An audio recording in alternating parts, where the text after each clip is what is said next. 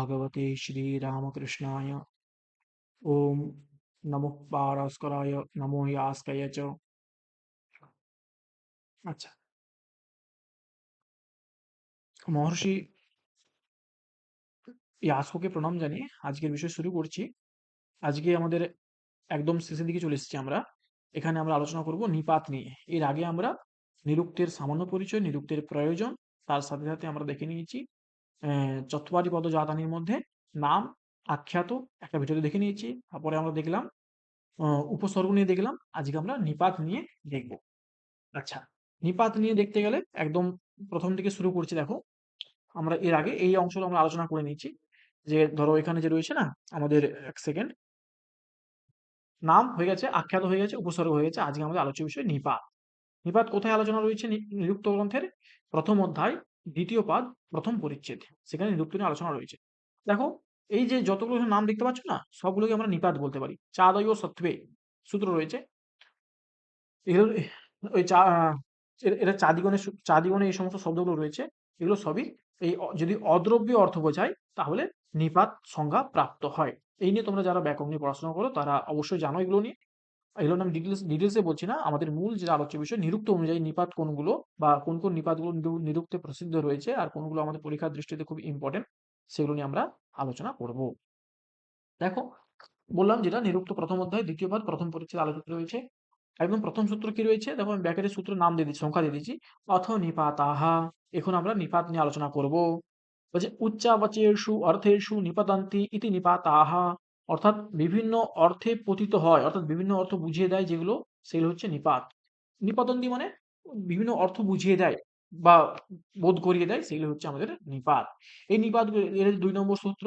তারপরে দেখো কি বলছে, অপি উপমার্থে, অপি কর্মোপসংগ্রহার্থে, অপি পাদপূরণে। অর্থাৎ এই যে নিপাতগুলো রয়েছে, এই নিপাতগুলো মোটামুটি 3টে অর্থে ব্যবহার করা হয়। একটা হচ্ছে উপমা অর্থে, একটা কর্ম উপসংগ্রহ অর্থে, একটা পাদপূরণ অর্থে। আচ্ছা, উপমা অর্থে নিপাত আমাদের নিরুক্তে রয়েছে 4টি। কর্ম উপসংগ্রহ এতে প্রায় 6টা রয়েছে, কিন্তু মতভেদ পাওয়া যায়। আর পাদপূরণ অর্থে অনেকগুলো রয়েছে, তার মধ্যে 4টা খুব ফেমাস। ঠিক আছে? কিন্তু আমাদের যেটা রয়েছে উপমাবাচক যেটা রয়েছে সেটা মোটামুটি এই 4টাই হয়ে থাকে। উপমাবাচক নিপাত 4টাই রয়েছে। কর্ম উপসংগ্রাহক যে নিপাতগুলো রয়েছে সেখানে মোটামুটি 6টা রয়েছে ফেমাস বা প্রসিদ্ধ। আর পাদপূরণ অর্থে রয়েছে 4টার মতো প্রসিদ্ধ। এছাড়া আরো অনেক নিপাত রয়েছে যেগুলো পাদপূরণ অর্থ ব্যবহার করা হয়ে থাকে বা কর্ম উপসংগ্রহ অর্থেও ব্যবহার করা হয়ে থাকে। দেখা যাক।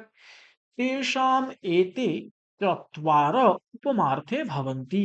অর্থাৎ যে সমস্ত নিপাতগুলো রয়েছে সেই নিপাতগুলোর মধ্যে এই 4টা নিপাত, অর্থাৎ ইব, নু, ইব, ন, চিত, নু।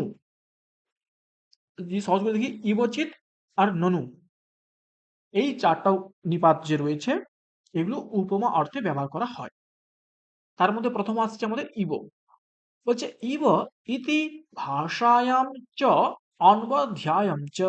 অর্থাৎ ইব, এই যে নিপাতটি রয়েছে, এই নিপাতটি আমাদের লৌকিক ভাষায়াম বলতে, পাণিনীয় ব্যাকরণ দেখবে ভাষায়াম বা লোকে, এই কথা বল, লোকে বলতে আমাদের যেটা হচ্ছে লৌকিক সংস্কৃত, সেখানে ইব শব্দটা কি অর্থে ব্যবহার করা হয়? কোন অর্থে ব্যবহার করা হয়?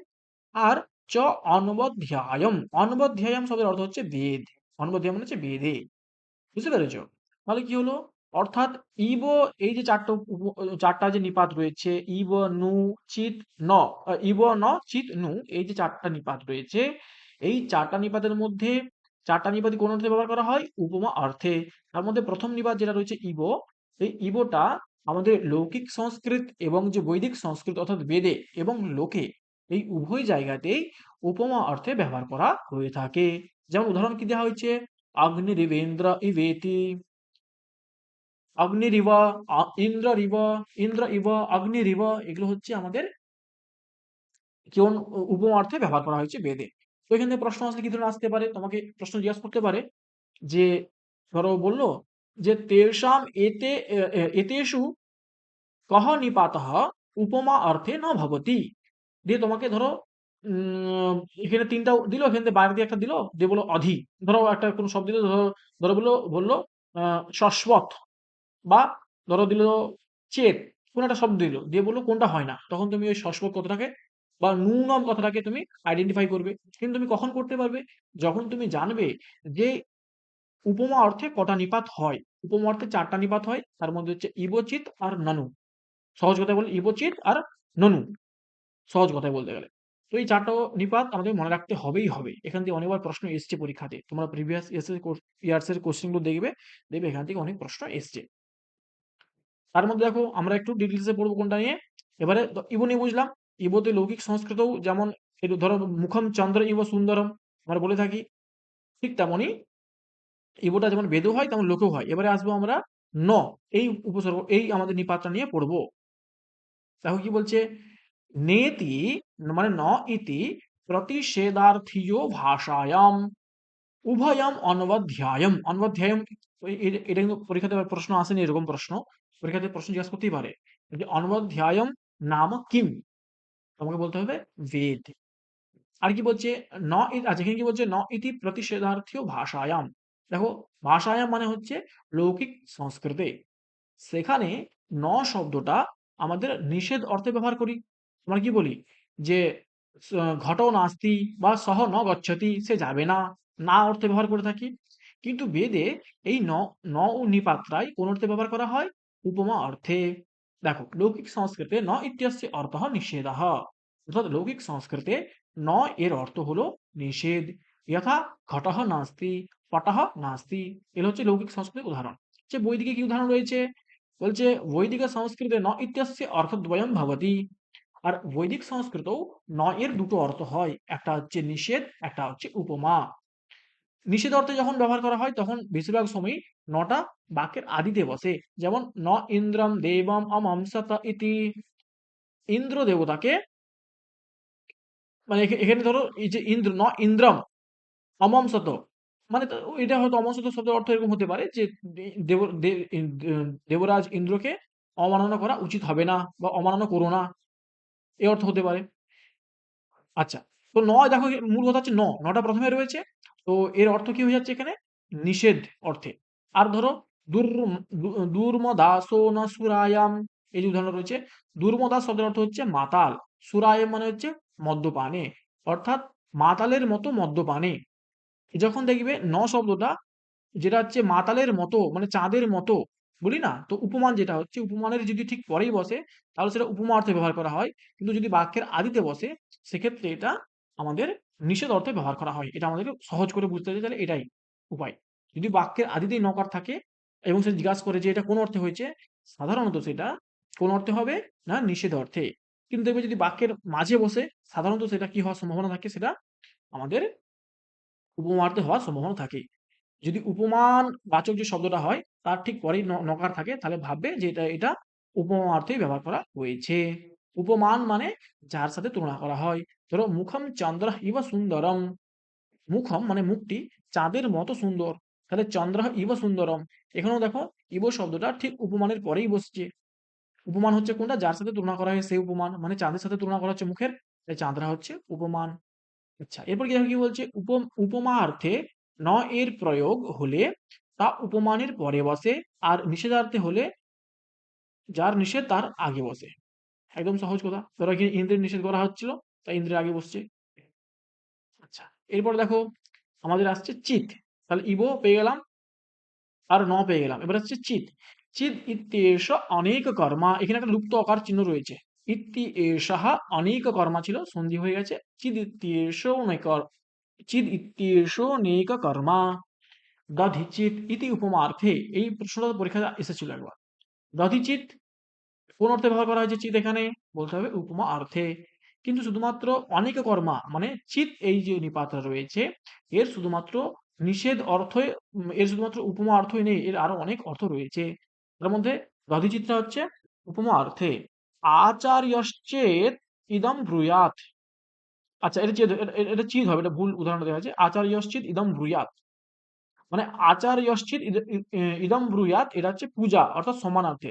অর্থাৎ এইটা ধরো কোনো শিষ্যকে কোনো একজন জিজ্ঞাসা করেছে যে এই বিষয়ে কে বলতে পারে বলো তো, তখন শিষ্য বলছে আচার্যশ্চিত ইদম ব্রূয়াত, অর্থাৎ আমার আচার্য এটা বলতে পারেন। তো আচার্যকে সম্মান জানানোর জন্য বলছে এটা। তো এটা হচ্ছে সমানার্থী বা পূজার্থে ব্যবহার করা হয়েছে। আর কুল মাসাংশ্চিত আহার ইতি অবকুৎসিতে, এই উদাহরণটা কি বলেছে, এটা হচ্ছে কুৎসিত অর্থ ব্যবহার করতে কুল মাসাংশ্চিত অবহার, এখানে চিত শব্দটা কোন অর্থে ব্যবহার করা হয়েছে, যে কুৎসিত অর্থ বোঝাতে। এই তিনটা কিন্তু মনে রাখলেই আমাদের হবে। এরপরে দেখো কি আসছে, নু, নু ইত্যেষ অনেক কর্মা, অর্থাৎ নু এই উপসর্গেরও অনেক অর্থ রয়েছে। তার মধ্যে একটা অর্থ হচ্ছে আমাদের উপমার্থে।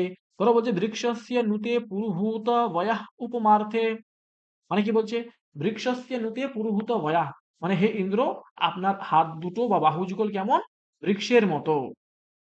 এখানে দেখো নু যে রয়েছে, বৃক্ষস্য ইব এই অর্থে, বৃক্ষের মতো। তো এটাও দেখো উপমার্থে প্রয়োগ করা আছে।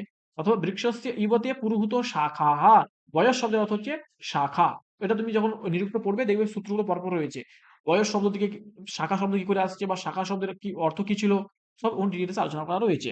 আর কি বলছে, ইদাম নু করিষ্যাতি ইতি হেত্বোপদেশে, বলো না, নু এর অনেক অর্থ হতে পারে, তার মধ্যে একটা অর্থ উপমা বলেই দিল, বৃক্ষস্য নুতে পুরুহূত বয়াহ, এটা হচ্ছে উপমা অর্থে, এটা বলে দিল।